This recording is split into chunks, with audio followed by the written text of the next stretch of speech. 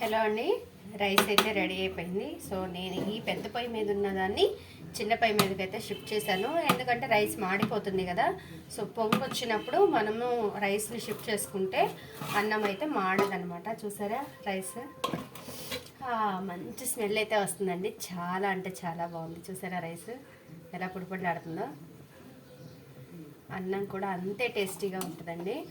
మా కొబ్బరి అన్నం వండడం రాదు అనుకున్న వాళ్ళకి ఇది చాలా చాలా సింపుల్ టిప్ అనమాట. చూసారా ఎంత బాగుందో కదా రైస్.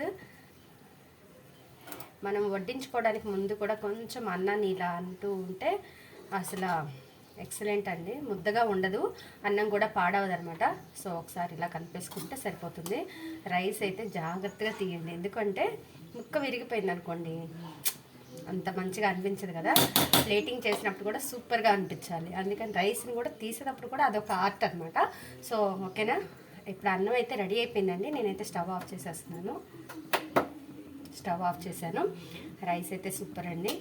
నాకు ఈ పక్కన కూడా చికెన్ కర్రీ రెడీ అయిపోతుంది. సో ఇంకెందుకు ఆలస్యం, తిని టేస్ట్ చూసి ఎలా ఉందో చెప్పేసేయండి.